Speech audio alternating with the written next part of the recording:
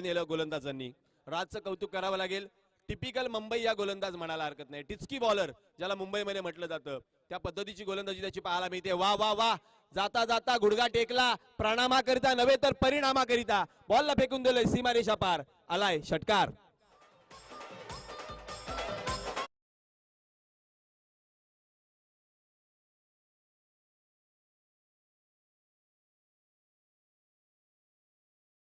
थांबणार नाही आहोत, आम्ही देखील शांत बसणार नाही आहोत.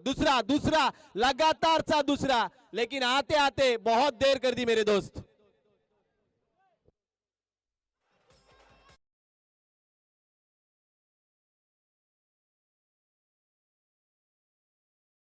षटकार आलाय.